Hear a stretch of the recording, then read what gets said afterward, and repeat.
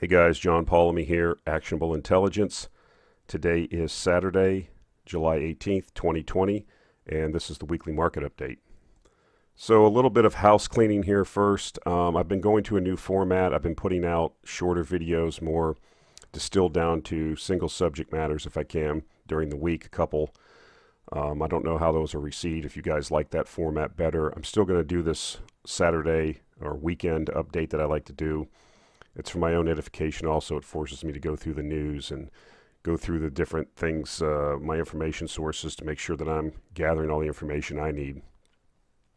Let me know in the comments. This is for you guys. You're the audience. I want to see what you guys think. If it's working, if it's not, what do you think can do to improve?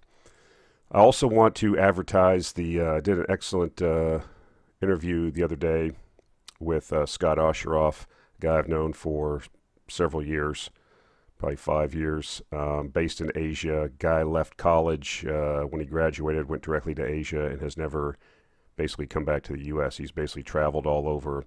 He's an investor. He's a manager of funds. He runs people's money.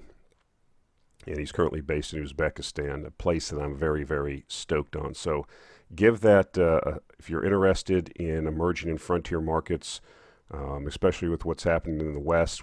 I mean, we have a far-ranging discussion, not just about the why people should think about getting outside their comfort zone and get away from that home country bias, but how specifically one could do that. And if you're a young person, it's not beyond the realm of possibility to go to these places and start a business of your own. There's a lot more opportunity with a lot less bureaucratic oversight than seems to happen in the West. Anyhow, take a look at that at your leisure. It's a pretty good interview. Okay, this week's reality check. So, I'm not going to antagonize people by talking about what's going on in the U.S. People have their own views. Some people are positive to what's happening. Some people think are appalled. But I would say that there's a political revolution happening, or a nascent. It's gathering momentum, nascent revolution that's gaining momentum. And it's really being, the vanguard of this is a cadre of Marxist intellectuals.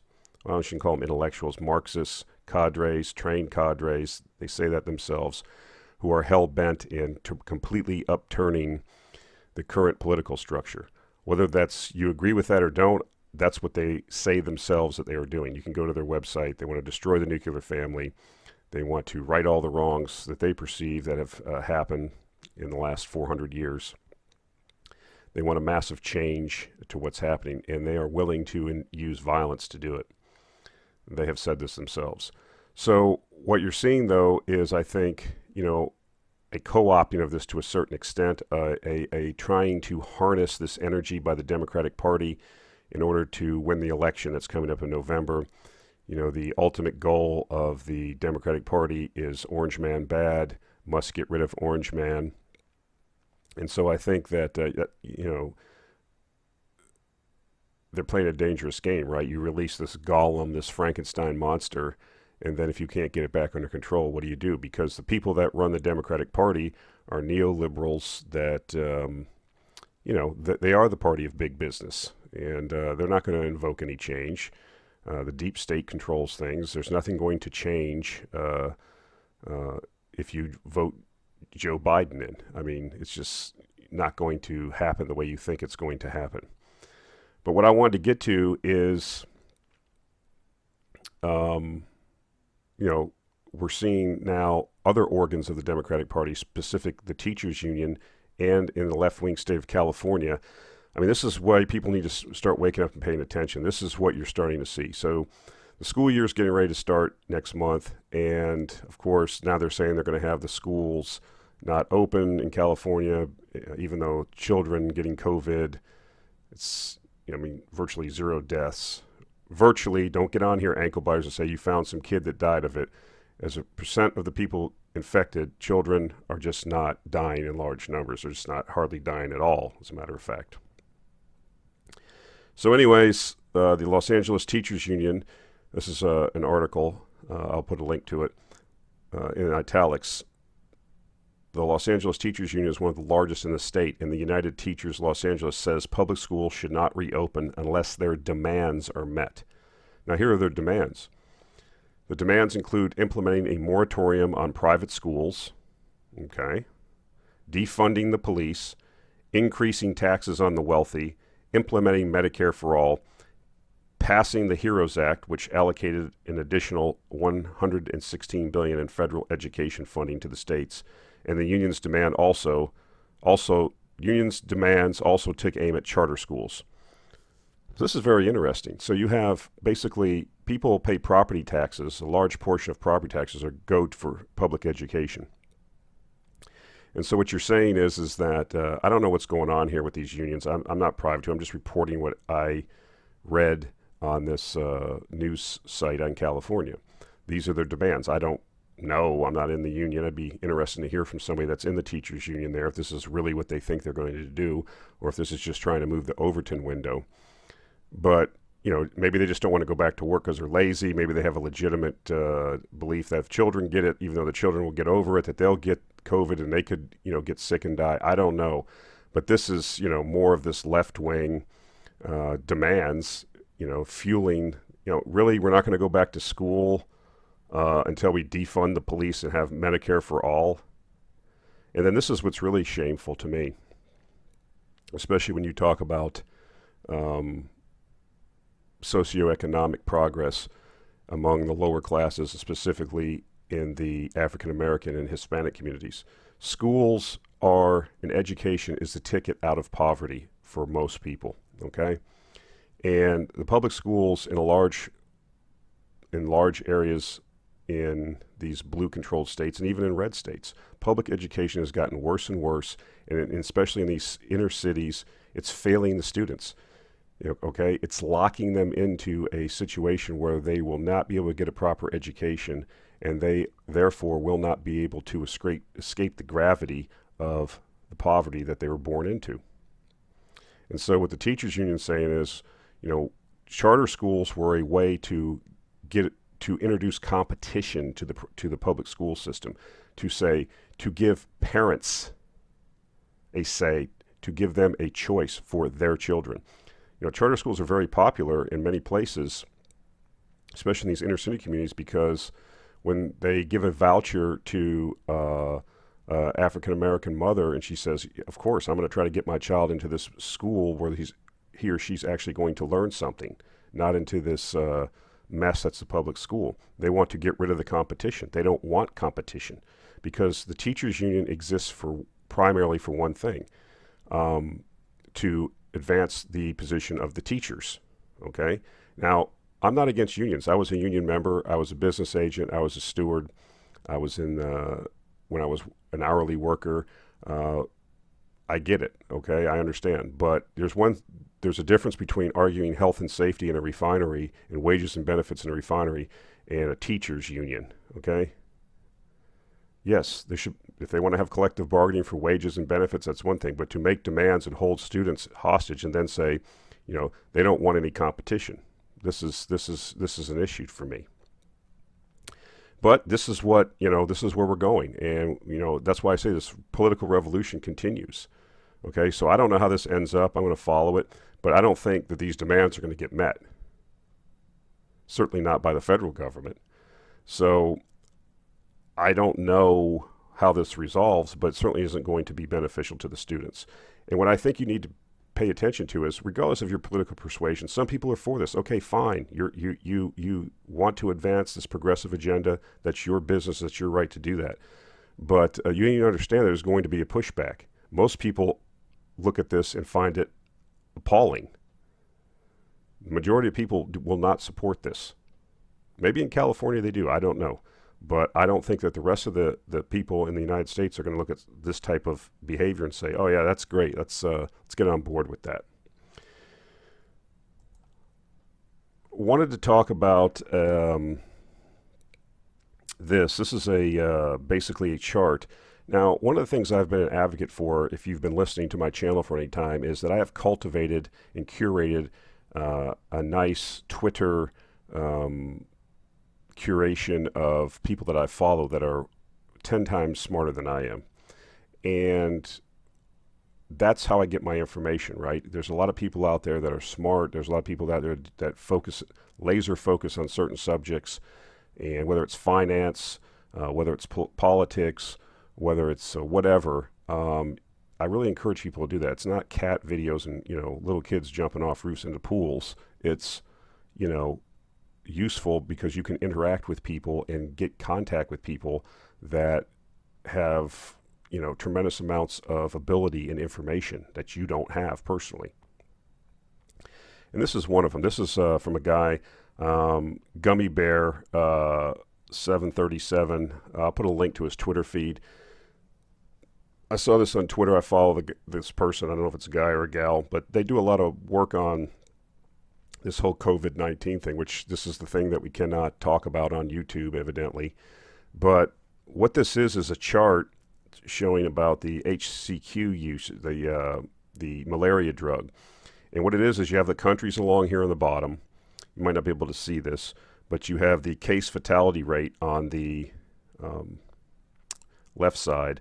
And then you have, down here you say, these are the countries where there was no HCQ used, mixed HCQ use, and places where they did use this anti-malarial drug to treat COVID-19. And you will notice that the places that, now, of course, this is he or she's information. I have no way of validating this, but I've read through this person's Twitter feed, spent a lot of time, and they have a tremendous amount of information. They link to a tremendous amount of, he or she links to and interacts with a tremendous amount of people that are, PhDs at Stanford, people that have alternative views than Dr. Fauci. And if you're relying on the federal government and Dr. Fauci to guide you as to what the correct or what is the right information, I think that you're missing out, because there's a lot of people that don't buy what the federal government's trying to sell. And I go back to, it's not a conspiracy theory. The deep state, these bureaucracies don't like the populist movement that we have in this country. The forgotten people, the 60, 70 million people that, I'm not a Trump fan, okay? Trump's a manifestation of the anger, the resentment, the lack of opportunity that has been, witnessed by a large portion of the population as the upper crust, 1%, and the coastal elites have enjoyed from the neoliberal experiment post-World War II. And so I'm getting off track a little bit there, but what I'm trying to tell you is that there's a lot of smart people that are doing a lot of work behind the scenes. And what I'm telling you is that I found this very interesting. So I'll put a link to this person's Twitter feed. You can look at it yourself. You can make your own decision. That's what you should do as an adult. You should take in information. You should determine its validity. You should ponder it, and you should, come up with your own ideas. You shouldn't just say, well, be a Karen and say, well, the federal government said to do this, so I'm going to do it. The federal government has been so wrong on so many things throughout its history. That would be the first place anybody in the government says anything. That's the first thing you should do, is take it with a grain of salt. So maybe I'm getting a little bit political here. Some people aren't going to like it. I don't care. Don't write me and tell me, start your own channel, then you can, be Dr. Fauci's, butt boy. Another person you should follow, Doug Nolan, Credit Bubble Bulletin. I used to read these guys' articles. He used to write a weekly article, the Credit Bubble Bulletin, on the old Prudent Bear website. I don't know if you remember that, but it was a mutual fund or a family of funds that was basically bearish funds, right? They would allow you to take a bearish position in the market. And this guy would write this. He's been doing this for like 20 years. Going all the way back to like the internet bubble. I remember him. Well, I just got reintroduced to him. I didn't realize he had a blog on Blogspot, and he's been doing the same thing for years. So this is another follow. I'll put a link to it. You really should follow. Does yeoman's work, gives you a full breakdown just about every week. Credit, the markets, what's going on, what's affecting it, and I think it's just tremendous amount of information, which is all curated from other sources. And he has his own commentary in there, so very good follow. But took these snippets out of the recent one for this week. and I thought it was interesting. Markets are content to disregard the risk of vaccine ineffectiveness.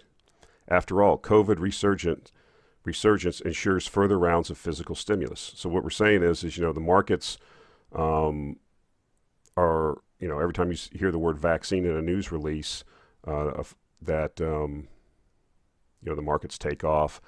I don't think we're going to get a vaccine for this type of. I don't think they've ever been able to create a vaccine, and now there's a view that if you do get a vaccine, it won't be effective and it won't give lasting immunity. But that's good for the markets, right? Because that means more physical stimulus, more free money injected into the system. So Thursday from Nancy Pelosi, quote, they know there's going to be a bill. First it was going to be no bill, and then it was going to be some little bill. Now it's 1.3 trillion. That's not enough. So, we're going to have to, because everybody's locking everything down again, we're going to have to print more money. We're going to have to give more free money away because, people are not going to be able to reopen and get things back on plane. And I've said this before when I talked about the review of Stephanie Kelton's book, which, by the way, she got interviewed on Real Vision. I don't know if you have a subscription to that, but I would consider it. She was interviewed on Real Vision. It was about an hour-long interview. I listened to it. It was something to behold. But like I said before, that's where we're going, right? So in the initial stages of an inflation, people like it because it seems to work. Hey, you get free money. The markets are going up. What could be worse? Let's just do more of this, right? And I don't think that they understand, most people don't understand where it's going to lead. And we're starting to see the manifestation of that in certain other areas of the markets now, which I'll get into later in the discussion. But anyways, he goes on to say the federal deficit surged to a record $864 billion in June. That's 1 month, crushing April's $738 billion. So we're running $864 billion deficits in 1 month. This used to be just for a year. The deficit reached an unprecedented 2.74 trillion through the first 9 months and 3 trillion over 12 months. The Congressional Budget Office had projected a fiscal year deficit of 3.7 trillion, though additional stimulus bills could push the deficit closer to 5 trillion, or approaching 25% of GDP. I mean, this is unbelievable what's happening. And now that we're locking everything down again, there's going to be demands for more printed money, more helicopter money. So he goes on to say, people are hurting and deserve help. He's talking, Doug Nolan's talking here himself. My issue is we ran enormous deficits even as the economy was booming with the unemployment rate down to 60-year lows. The Fed inflated historic market bubbles, creating acute financial and economic fragility. Reckless physical and monetary stimulus fueled a bubble economy replete with deep structural maladjustment. I mean, that sums it up, really. What I've been saying since I instituted or started this channel and when I started my blog and started my newsletter. That sums it up. Why? Because we've had a bubble economy since, for 2 decades now. And the bubble popped. I thought it was going to pop, like I said before, with the corporate bond market blowing up because of all the zombie companies. And what ended up popping it was a virus called COVID-19. And now they've got themselves in a jackpot they don't know how to get out of. There's the policy response to the COVID, back and forth, back and forth. I mean, we have models around the world of how to handle this. Instead, it's been completely politicized because we are in one of the most contentious election cycles of all time. And so it's being used as a political football. In the meantime, people are suffering. And we're doing lasting damage that I believe will not be able to be undone to our economy. We are seeing, gold at well over $1,800 an ounce. We are seeing various commodities break out. Copper, I'm going to get into it later. Uranium now, the stocks are breaking out. You have Tesla trading at, $1,700 a share. You have all these companies trading at, 50, 100 times sales. I mean, this is bubble-licious, exponential. And people are just like, well, let the good times roll. I saw an article the other day, 40,000 people on Robinhood were buying Tesla stock. I mean, I'm not going to, I mean, people don't like this. There's a lot of young people, there's a lot of young guys on here that like Tesla, that think Elon Musk is Tom Swift and he's running around, or think he's Tony Stark, I guess would be, Tom Swift is a series of books I read about a kid that was like a technical genius back in the 50s and 60s, series of books. I guess he's not Tony Stark. He's just a guy. And, everything he touches is supposed to be magical. And so people get mad if I put the knock on. The bottom line is the company doesn't make any money. Well, John, Amazon didn't make any money. Well, Amazon's overpriced too. I mean, at some point, you're buying a piece of a business. If you're going to buy a rental property and, the rent that you can get on is $1,000 a month and you can buy the thing for $120,000, and you can borrow, a lot of that money, your cash on cash returns really, really good. But if the cost of the house is $1 million or $2 million and you can only still get $1,000, then your returns aren't so good. So that's what I'm trying to tell you. Valuations matter. At some point they do. Now, Harris Kupperman, somebody that we follow, is very smart. He calls this project Zimbabwe, and he's right. In Venezuela, in Zimbabwe, the government's just printed money, and he tells a story on one of his interviews recently when he was in Zimbabwe, and the stock market was going up 100, 200, 300% a day. Yeah, but it's going up in a currency that's being destroyed. So technically, nominally, that's correct, because people will just jam their money into anything to get some relief from the inflation. But in the end, you don't really own anything because the economy is destroyed, and these companies, businesses become shells, because in hyperinflation, you cannot run a business. Prices are changing too quickly. You can't. There's no anchor. Do I think hyperinflation is going to happen in the U.S.? No, but I think we're going to have a big problem here. I mean, now we've got ourselves, like I said before, into this Rubicon situation where we have crossed the Rubicon of money printing, and we can't turn it off now. If we turn it off now, you're going to have a deflationary depression, and you will have a revolution. I mean, there will literally be people starving in the streets. And I just don't know how this thing reconciles. Even if we do turn the economy back on, what does that look like? With all this printed money out there, you're just piling up all this tinder, and you pour gas on it and you throw a match on it, what's going to happen to prices? We're already seeing supply constraints. I was at Subway yesterday. There's like 3 sandwiches there that you can't order anymore because they don't have the lunch meat. They are saying they have supply chain disruption. And it's because of this COVID thing. So that's just, anecdotal, I know, but you're starting to see that. I saw another article where, typically 3 to 5% of the items in the grocery store won't be available because of supply disruptions. Stuff happens at factories, stuff gets bottlenecked. Now it's like up into the double digits, like 15% of the items aren't available. This is what you start seeing, right? People keep locking these businesses down. You can't get up and running, can't supply the goods. So I don't know how this reconciles, but I maintain that this is going to manifest itself in price inflation, and that, it's kind of setting up perfectly for us. I hate to say it, but, for commodities, for hard assets, you have to be there. I mean, stuff is breaking out left and right. Silver, even. Gold, copper. I mean, I'm just looking at all these things starting to, the money's starting to now shift from, I think, a lot of these growth stocks into some of these, value, if you will, with italics, or, inflation heads, real assets. I think the smart money's getting it. So something to think about. All right, let's talk about uranium. I mean, here's a chart of Cameco. Here's a perfect example, right? I mean, we're starting to get the breakout now. It's broken above. It's this little wedge that was formed here after the big, you can try to throw this out the window, right? We had the big COVID crash, but you've seen, this thing was moving sideways pretty much, moving sideways here, and now we're getting a little push. Now, is it a little bit overbought? Yeah, you probably get a retest, but we may be on our way. And what happens, right? And a lot of times, I've said this before, the stocks of the particular producers of a commodity usually move before the commodity does. People are smart money.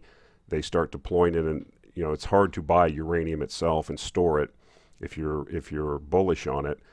But what you can do is people are going to go to the 800-pound gorilla if they want exposure, and that's Cameco. That's where the liquidity is. That's what's going to move first, and then you should see the commodity follow. So this could be a manifestation of that. It could just be excessive money creation. It's just going into everything and levitating everything. But I do think, we've talked about this ad nauseum, and I think that we're probably on the cusp now of a change in view towards uranium. Here is the Uranium Participation Fund. Now, this is the over-the-counter in the U.S., so it's not broken out in Canadian on the Canadian exchange, but you can see what's happened here. Okay, we've had this big spike on Friday. Everything's lining up technically down here, getting a little overbought, but maybe people are putting money in this in the anticipation. First of all, it's trading below net asset value, but maybe in anticipation of a move higher or a move to the utilities now entering the term market and forcing this market price higher. That could be what we're starting to see. Now, it could also be a false start. I don't know. We'll have to wait and see. Another guy you should follow on Twitter, and he's got a blog, Trader Ferg. Fergus Cullen, I interviewed him as part of the interview series. You can go back and check that. But he had a pretty good blog post recently on uranium. I took a couple snippets from it. Let's go through it. I like what he says here because it's kind of a good analogy. The uranium market is like a spectator sport where you all sit in a stadium and watch a car go around the track and bet on when the car will run out of fuel. It is not a debate if the car will run out of fuel. It's simply a matter of when.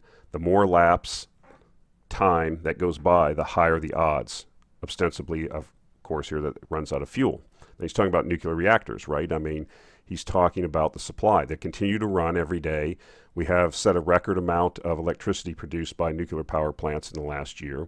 More plants are being built, but you see no news of any mines being built. What you do see is mines being shut down or put on care and maintenance because of COVID-19. He goes on to say, we now have the vast majority of global uranium production, barring Olympic Dam, which is basically a copper mine. I believe it's a copper mine that has uranium byproduct, offline or operating at reduced capacity with Cameco, Orano, which used to be Areva, the big French nuclear conglomerate, and possibly now Kazatomprom buying on the spot market. I'm as excited now about this market as the crypto guys were at the top. Even if all possible production comes online ASAP, the outlook is still bullish. I'll put a link to the article. You should read it. He has a lot of links. He has a link to Justin Huhn article, to Mike Alkin's recent interview with Andrew Smith, Smith Weekly, which is outstanding. If you're not in uranium, if you want to understand the uranium market, the interview I think is like an hour and a half or 2 hours long. You should listen to that interview that Andrew Smith does at Smith Weekly with Mike Alkin. It's outstanding. It will prime you. It will educate you on this entire uranium market. Mike Alkin, I know he doesn't like being called Mr. Uranium, but he has done probably some of the most deep dive work of anyone in this sector, and he is definitely worth listening to. And all around good guy. So this is what I'm talking about, curating a Twitter people that you should follow. I mean, there's a lot of smart people out there doing a lot of work that, I work a job and still do my research. These guys are like full time. That's all they do is research all day. That's why I follow these people. And again, be careful of confirmation bias. I want the uranium price to go up. Obviously, I'm invested in uranium stocks. But, these guys are also, when you listen to them or follow them longer term, they're always also looking for the bearish case. Okay, they're not just sitting there going rah-rahing uranium stocks. So it pays to listen to smart people. It pays to look at the data they're looking at. And then again, you have to always pull back, do some thinking on your own, assess if that in fact is, it's valid or not. You can't just, well, Cuppy said buy tankers. I mean, a lot of people fell into that. I mean, well, John said buy this, or Mike Alkin said buy uranium. They don't really say that. They're just talking about what they're doing and getting their ideas out there. You shouldn't just do what somebody else tells you to do blindly. You should, you should educate yourself and you should look for the bear case. You should not look for confirmation or an affirmation of your ideas. You should look for ideas that are contrary to the way you think. So that helps you to fully vet your idea. Okay, last but not least, we've talked about this before. I've shown the commodity chart. I like this one. This is another chart I got off Twitter. What performs best in a inflationary environment? Well, we've said this before. People think it's gold. People always say gold's an inflation hedge. It's not necessarily true, right? Oil actually performs best in an inflationary environment. Annualized returns of various assets during 10 worst years of inflation.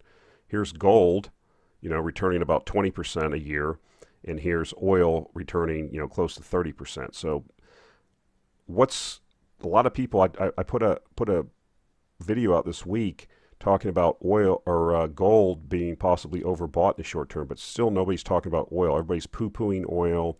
Everybody says oil's going away, ESG and all that. So, I'm looking at, is it really going to go away? I don't think so. What's gone away is a lot of investment and development of resources to replace that which is being pumped out. So that is what's going away. And I think it's setting the stage for a big price rise in oil over the next few years. And we see the data. I mean, history is a guide. It's not, repeating 100%. Maybe gold, maybe some other asset. What doesn't do well is stocks, and certainly bonds do not do good in an inflationary environment. And I think that most people's portfolios are in that traditional Edward Jones 60-40 stock bond allocation. When people realize what the federal government and the Federal Reserve are doing to the currency, I think a lot of money is going to come out of the bond market. We talked about it in another video and this week about real rates driving the gold price and real interest rates. You could think you're getting a coupon of 1.5% on your 10-year bond, but if the inflation rate is 3%, you're actually losing 1.5% in purchasing power. And people don't account for price inflation in their calculation of their returns, to their detriment. Okay, guys, that's it for this week. We jumped around a lot, but I enjoy doing these weekly, longer, drawn-out market reviews. They're fun for me to do. Like I said, tell me what you think. I'll be trying to drop videos during the week of shorter nature based on what I see in the markets, current news, digestible. Of course, we'll have links to what we talked about here. Encourage you to follow some of the folks that we mentioned. They do great work and they deserve to be followed and have their audience grow. Again, if you're interested in understanding how I take these ideas and transform them into actionable stock picks, consider taking a subscription to the Actionable Intelligence Alert newsletter. I'll put a link in the show notes. The portfolio is really turning around lately. It's doing well. And I think we're finally getting the wind behind our sails. It's not going to be good for most people, I think, the next 10 years as far as the monetary and political environment, economic environment in the U.S. and in the Western world. But hey, we got to eat what we kill here. So we got to be hunters. We got to provide, and we got to do what we got to do, right? So that's it for this week, guys. Appreciate it, and we'll talk to you next week.